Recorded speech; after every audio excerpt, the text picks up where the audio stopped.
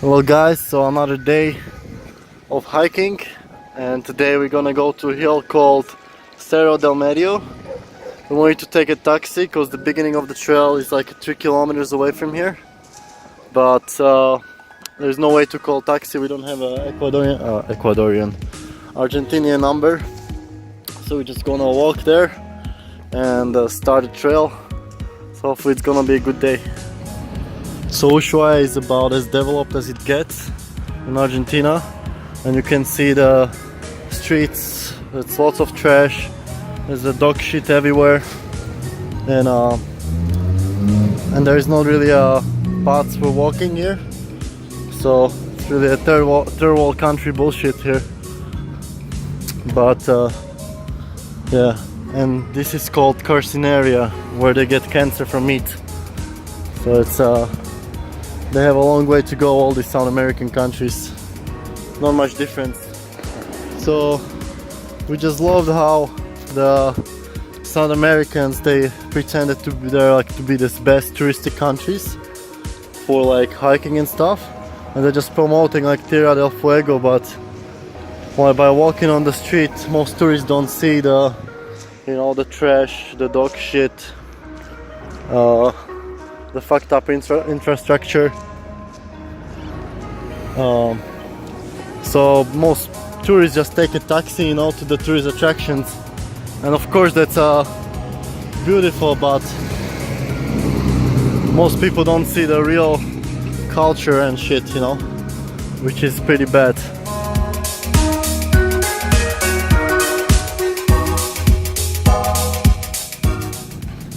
So you think that when Argentina, Chile and all South America have such a big mountains, that they would have like lots of hiking signs here, which way to go, but there is nothing. So when you come, for example, to Switzerland or somewhere where there are high mountains, you have signs all over the town, touristic signs, which way to go, how much time it takes. But here there is nothing. You have no idea where to go. So if you don't have like a map, there's no way you're gonna navigate. But mountains are just over here. So they made kind of like a business from this Patagonia, and are promoting only the places where you have to pay, right? So the only place where there was a marked trail was the Marshall thing, but here is just like you have no idea where the trail starts. So it's really not good for tourism. How it works in South America is just they take the money, but they don't provide any services. So they don't provide anything for free or very little. So how it works here is that you have to pay for everything pretty much if you want to experience something, and even then it's like overpriced, and the services are very poor.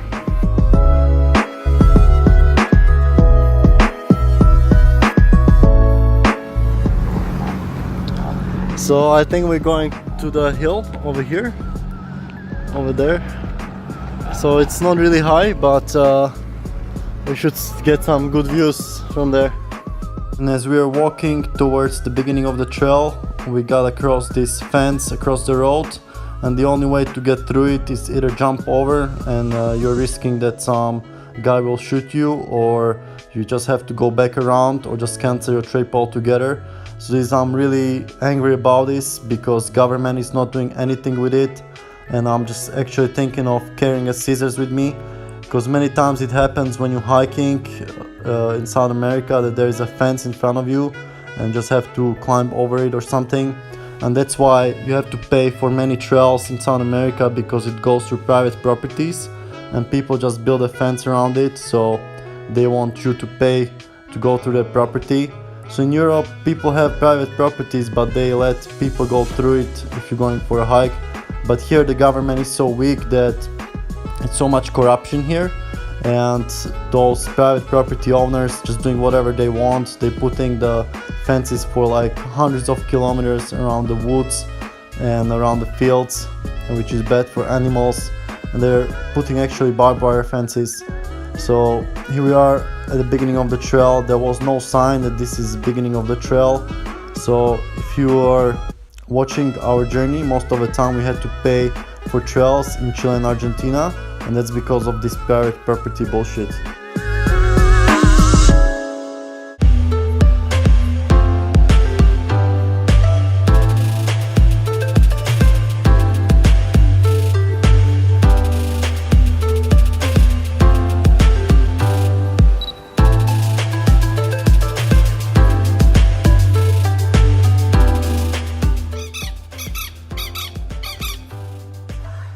So it's really hard to enjoy the beauty of nature when you have this bullshit of private properties.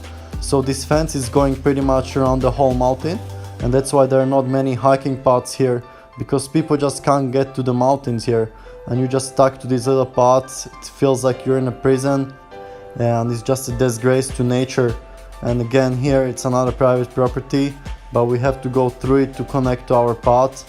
And what is the purpose of these fences around the whole forest anyway? It's not like somebody is coming to steal the woods or anything. So in Europe you don't have the fences on such a large scale. So here we're gonna follow the yellow sign, and this is where the trail goes. And I was thinking that I would just not like to live in South America for like long time as a permanent resident here.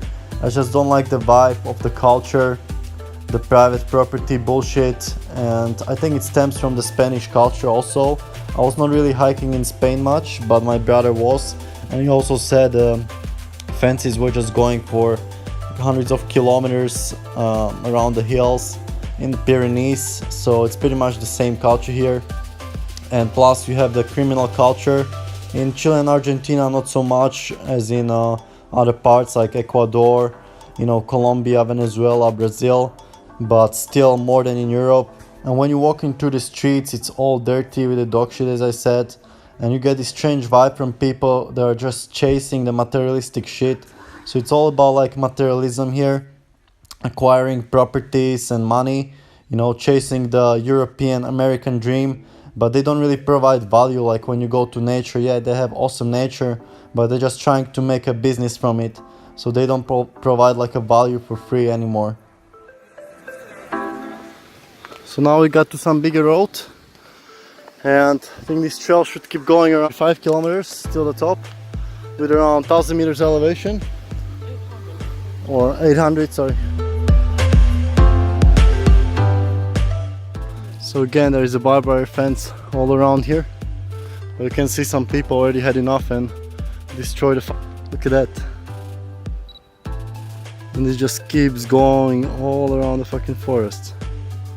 Crazy fucking shit. So now, just to clear it up, I'm not against putting like a little wooden fence around your house so people respect your private space. Even though in Thailand they don't even do that. They just, if you go for some road, you just end up in literally in front of somebody's house. But what I'm against is when somebody puts a fucking barbed wire fence like 10 kilometers around the whole forest. Then it's like a really bad.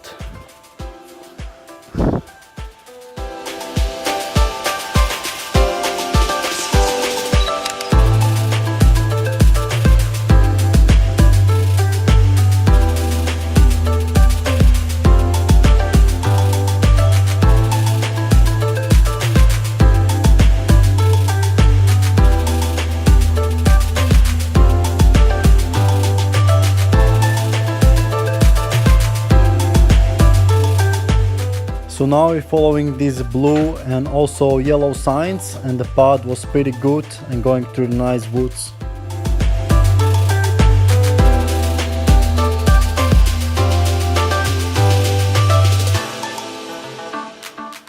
There's some crossroad here, and there is a red and yellow paths. It seems like both are going here. Yeah. But then some of them is going to the hill where we want to go, and another one is going somewhere else. So we'll see how it goes.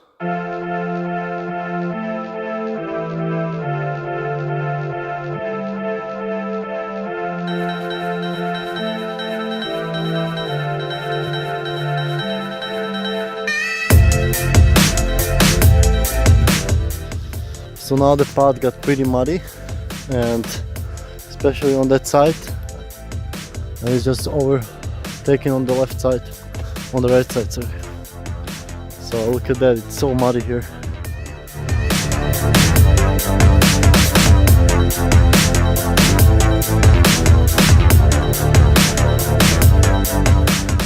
So we are still going through the woods, and the path got a little bit bigger here and less muddy, but we should have stopped for lunch soon, and we still have lots of elevation.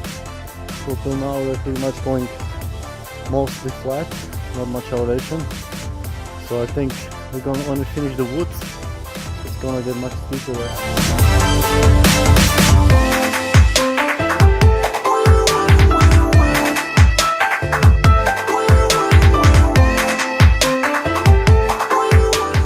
So then we connected again to the river, and we met first people who were having lunch here, and we also need to find a place for lunch soon.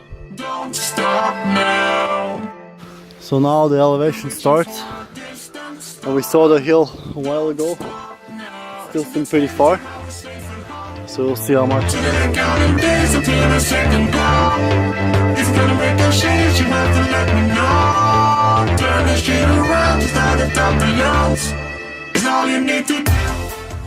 So here behind the trees is the hill we're going to.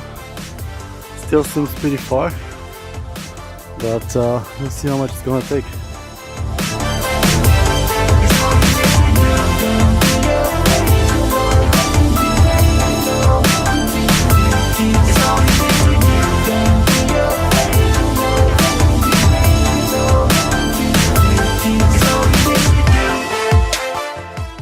So we're just gonna have lunch here. The sun went behind the clouds anyway. We're looking for some sunny spot, not to be cold, but just gonna stay here. And I have sweet potatoes. So whole foods vegan all the way. Baked sweet potatoes. Alright, it's 8 to 4. We just finished the lunch here, and now we're going to head up around the hill and to the top. We have about 500 meters elevation, I believe, and hopefully it gets a little bit warmer.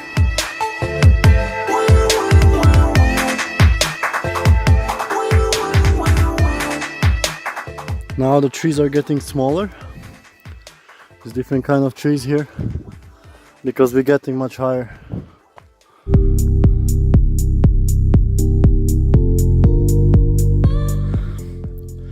So we just got out from the woods, and we're gonna keep going up till the top of the hill.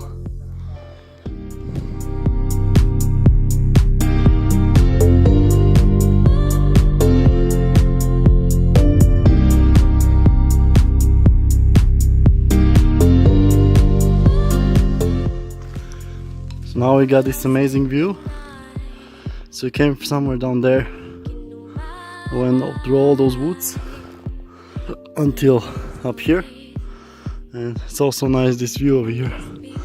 Wow, it's Puerto Williams somewhere there, the Beagle Channel. Wow, epic.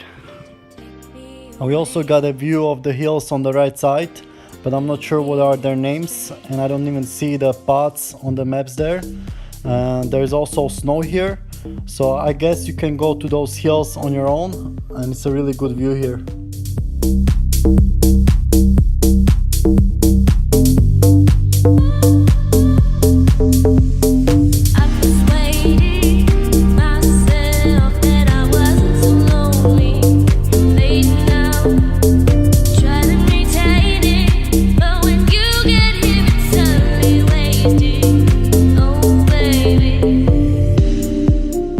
So these mountains remind me of High Tatras mountains in Slovakia, where I grew up, except there's many more marked paths in High Tatras. But as I said, maybe you can do these hills on your own, find your own paths, and it'll be really great traverse.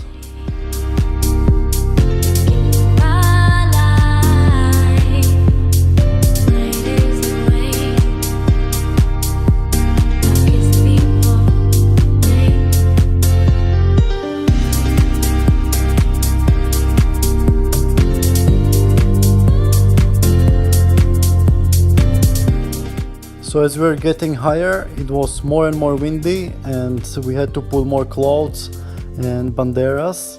And actually we could get up to this hill just over here, straight up, but I'm not sure if it's too steep, so we're just gonna follow the path that we see, and it should just go around the hill and up.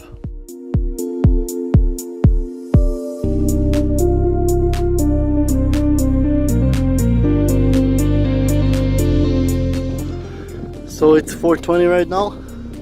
We're still going alongside this hill, and I think it will go all the way till the shadow, and then we're gonna start ascending up from there.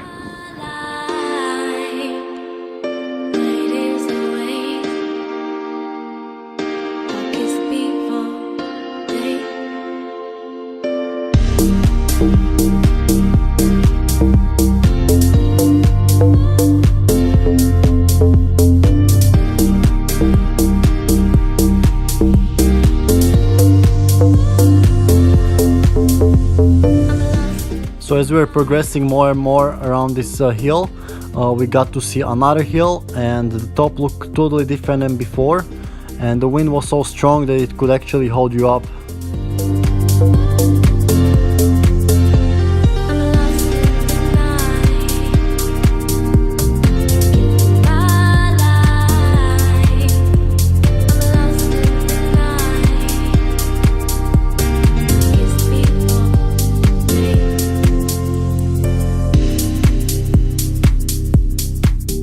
So now we're following this part marked with these red ribbons, and it should go up till here and then start turning left to the Cerro del Medio.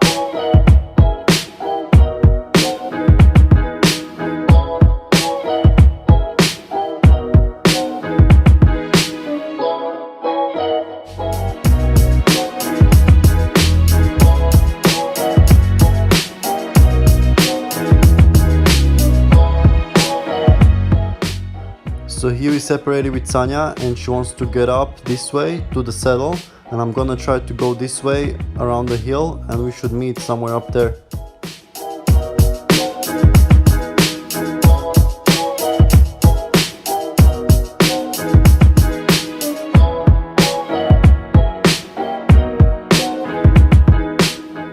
So in a little while I got up to this saddle, and I got a view of this lagoon called Laguna Margot. So from here the path should go a little bit straight and then turn on the left all the way to Cerro del Medio. And here on the right you can see the hill called Cerro, but I don't see any paths on my map still there. But if you're adventurous enough, maybe you can find your own way and scramble up through this saddle over here.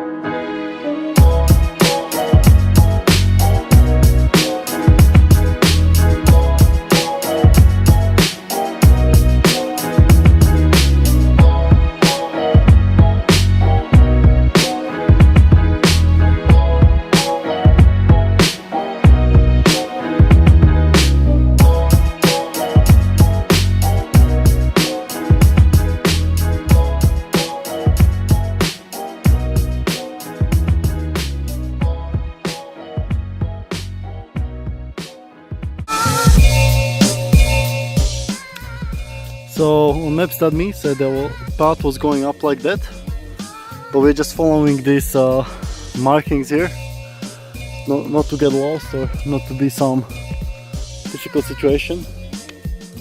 But I think this will go all around and up this way.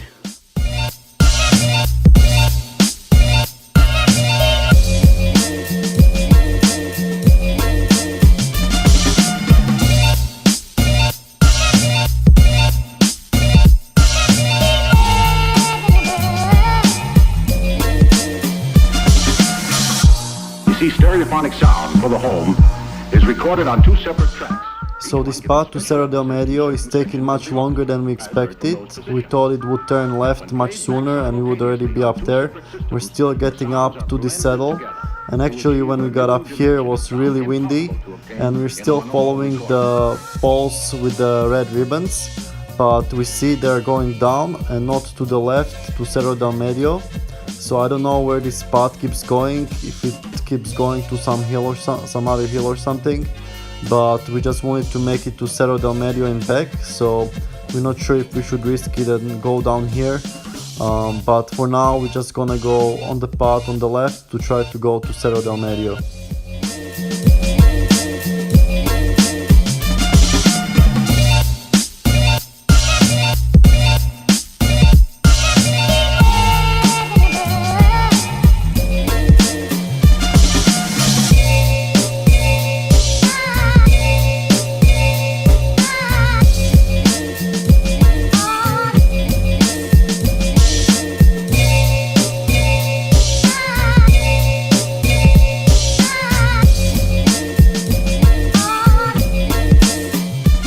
So as we're progressing more towards Cerro del Medio, we see that the path down there with the red ribbons keeps going down through the valley. So I don't think it's going up to any hill, but it's going maybe somewhere down. So maybe we even can get to Ushuaia this way, but it will be a big risk if it doesn't go anywhere, because we wouldn't have that much time to go back before darkness.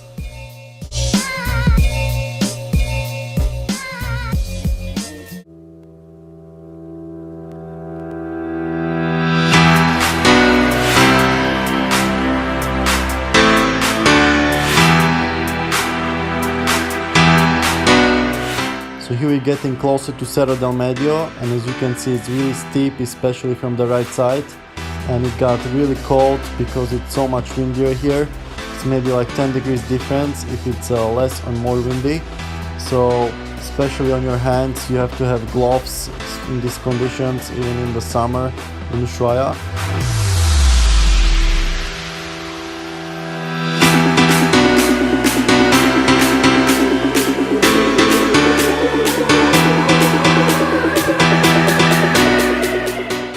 Here on the left doesn't look so steep, so maybe on the way down we can make a shortcut here.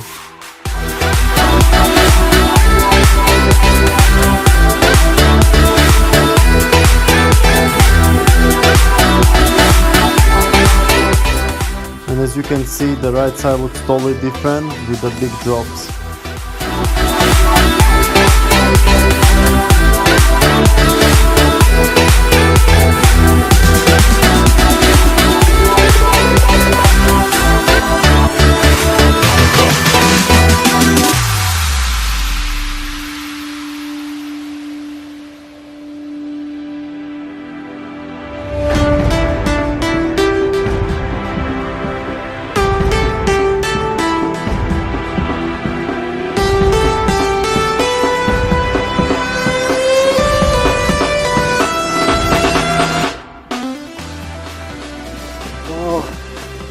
Here we go, just like the shadow through the night. Woo! Cerro del Medio, Cerro del Medio.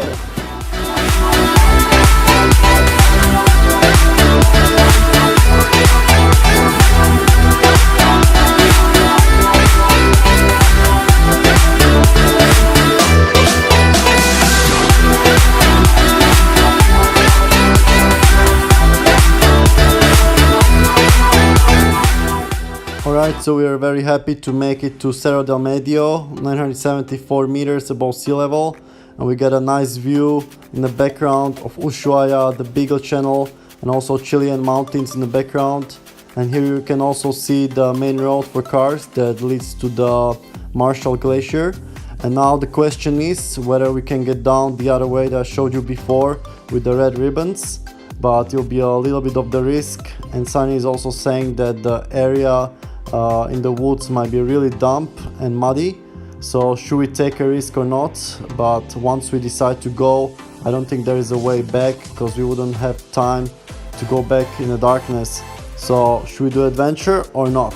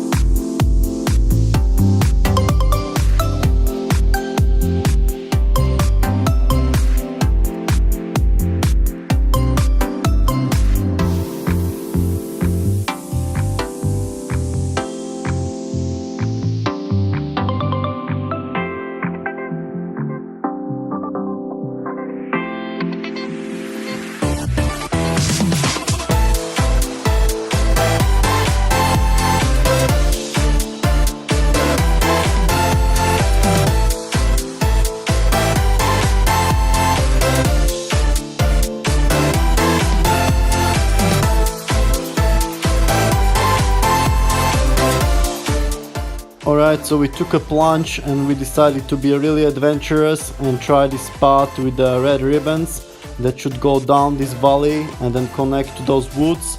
So sometimes you gotta be adventurous, even though it can be stressful at times. So now it's getting a little bit late, around 6 p.m. But we are optimistic, and these markings are not here just like that. The path must lead somewhere back down, and hopefully we can connect back to some other path that would lead to Ushuaia. So sometimes you gotta be adventurous, and we have a backup plan. Even though we get caught up in the darkness, it's not hard to find a route with the GPS. So this is the Cerro del Medio we've been a few minutes ago, and now we're getting into another adventure. Let's do it.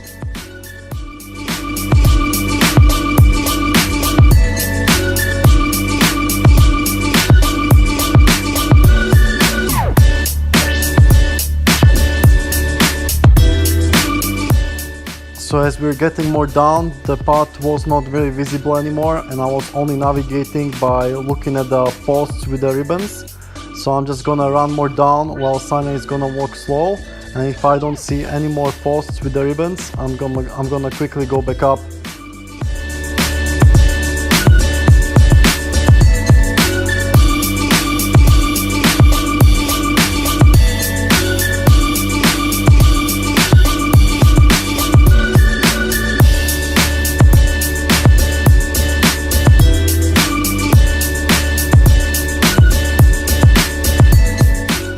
So after I ran down a few hundred meters, I see that the path keeps going more down. So I'm just gonna wait here for Sanya, who is maybe 5 minutes behind. And if this path goes really back to Ushuaia, it's so unfortunate that this path is not on any maps, or there is no signs where it goes. And here we are right under the Cerro del Medio, where we've been before. So if you have a parachute, you could just jump down from there and take a shortcut.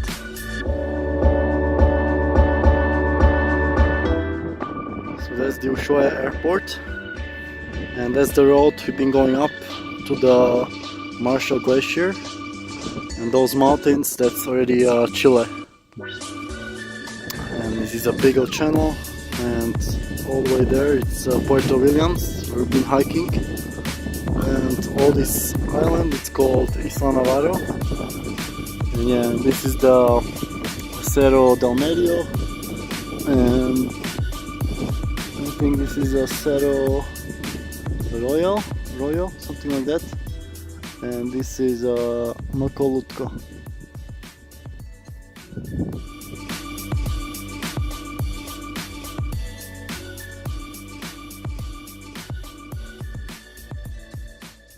So here we got to this little stream and I'm gonna refill my bottle. So this water is most likely safe to drink even without filtering it, because there are no houses up here. So you always have to check if there are any more houses up here, because most people use the rivers as a sewage, and it's also a natural source of B12.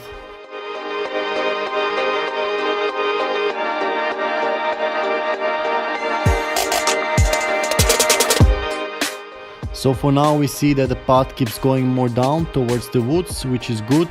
That it's not going back up to the hills, and there will be a deciding moments once we hit the forest, if it's really gonna go to the forest or not.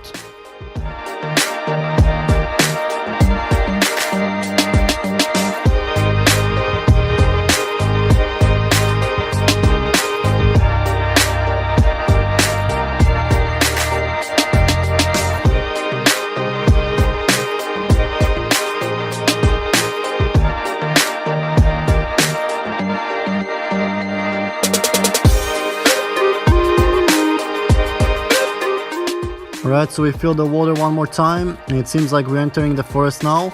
And there are two things that we are worried about. One is that the path is gonna be muddy, and another one is if we're gonna be able to see the path and navigate through.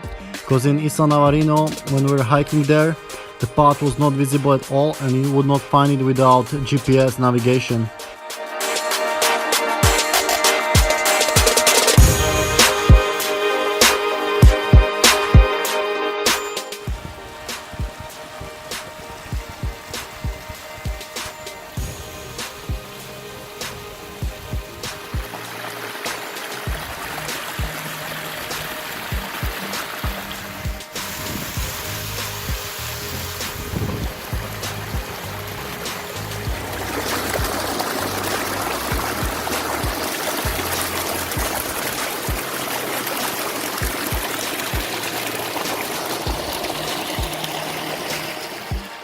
And then we enter the forest, and we are actually surprised that the path was quite visible and not muddy like we expected.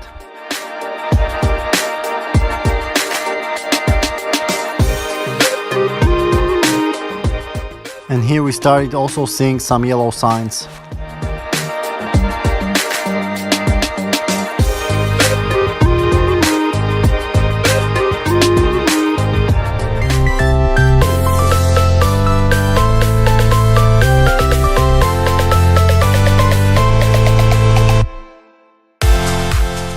So here we got one more view of Cerro del Medio, and it's incredible to think that we have been up there.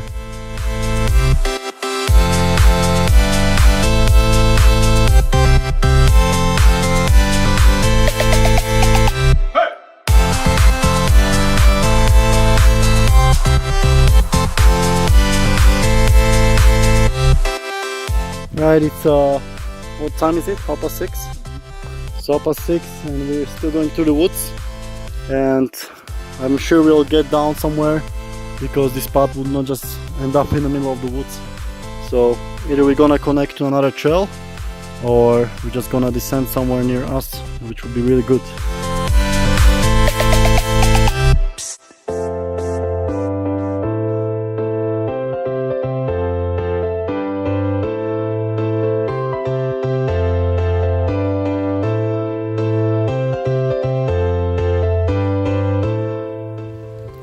So another reason why this path is not like marked on any maps, or even down there you don't see any signs, is because of maybe they're doing some business like tours here, and they're just taking people up here,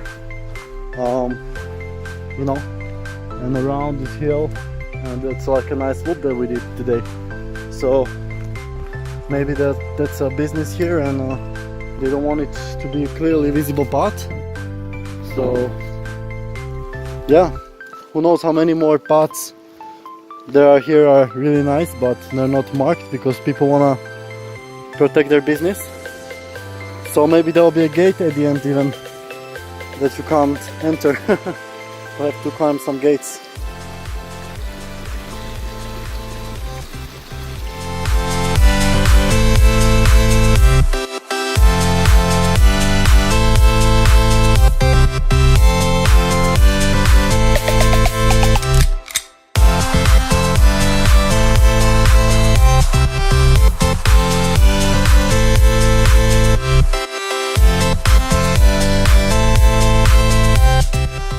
So now the trail keeps going on the right, which is good because we live kind of that way. The problem would be if it keeps going up the hill. So unless it keeps going down and right, that's the best for us as well.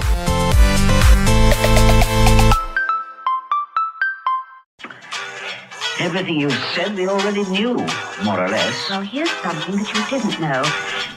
Two of those special atomic... So as you can see, this adventure turned out to be much more interesting than if we went back the same way. So sometimes you gotta get out of your comfort zone and try to make a loop with the new paths around.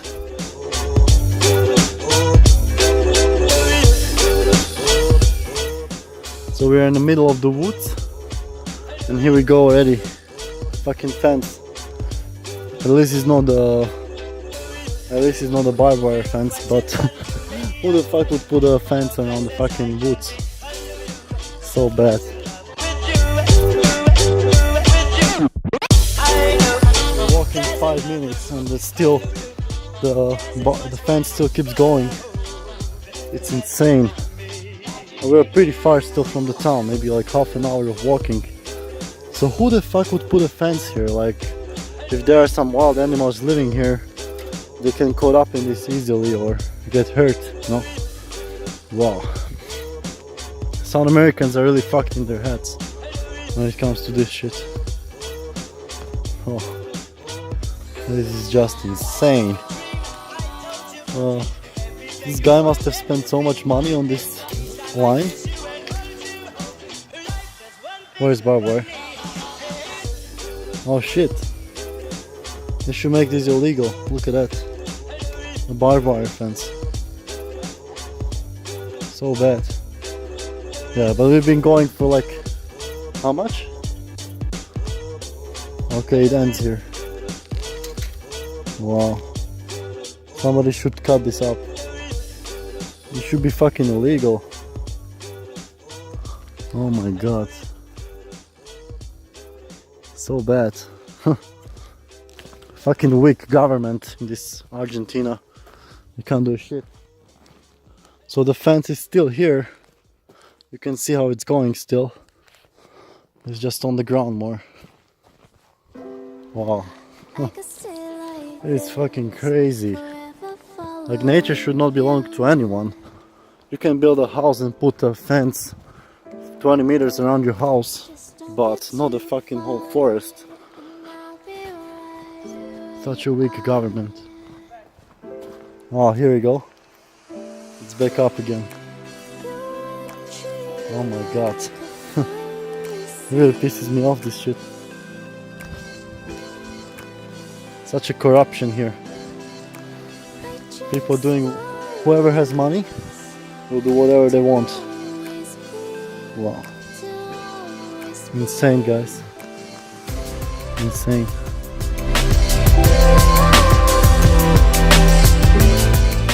Alright, so it's almost 7 o'clock and we just got out to this open area, and we got a little problem because we don't see a path going down anymore through the forest, but we see some signs over here on the right, but that's going back to the hills, and there's also a fence, so it means there is private property here, and the ground is quite wet this way, so we're not sure whether we should keep going this way or try to find a way through the woods. So it's really unexpected, this situation, and you have to stay calm and rational, and we're probably just gonna stay on the path not to get lost completely. Let's stay here. Let's stay here in love. Let's stay here. So it's almost 7 o'clock, but this path just started going up through this kind of bushes, which we don't want. So if it's not connected like that, then we'll have to turn and get through those woods back home. So hopefully it doesn't go too much up, and hopefully it keeps going on the left more, and like somewhere there should be going, but I think it's still going straight.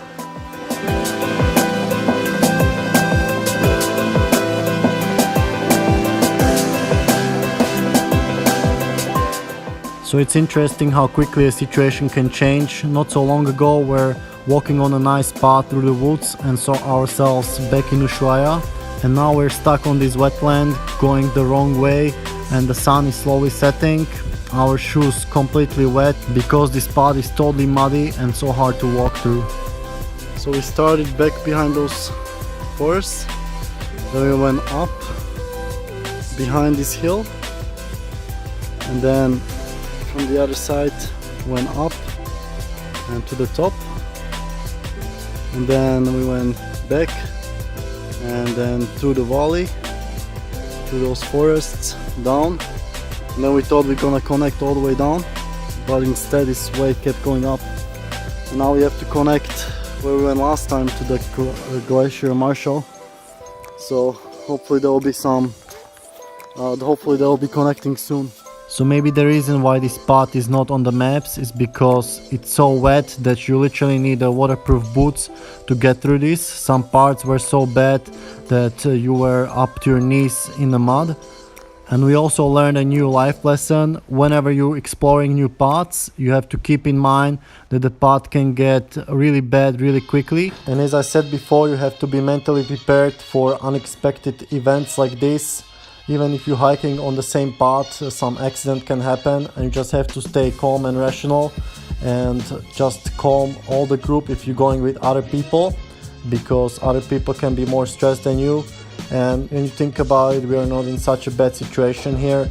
We have only cold feet, and you always have to think about the worst case scenario, that we're not gonna find a path and we're gonna get stuck in the dark here, but we still have GPS and eventually we'll get back to Ushuaia. Okay, so we just got out of here, and I think this is that place where we got to last time. We went down here. Yeah. I think we kept going down here and then we connected. I think that's that. So now we're basically going the same way as last time. You might remember this from the video of hiking the Glacier Marshall. And yeah, it's gonna take another hour at least till down, but I think we're gonna connect some better roads, so maybe less. Now we have to cross the river again. The problem is that our shoes are really muddy and wet, so it's gonna be really slippery as well. So I'm gonna try to do it, but have to be really careful now. I think sideways is the best to go. There's the least chance of falling like this. Yeah, that's the best. The hardest part, and I'm done. Now no kolutko. Go sideways. Try to go like this, sideways. Yeah.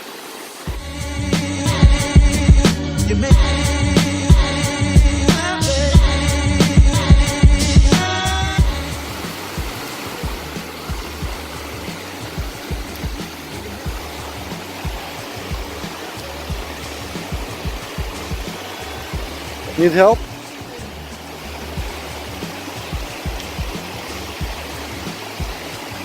Go! Shit!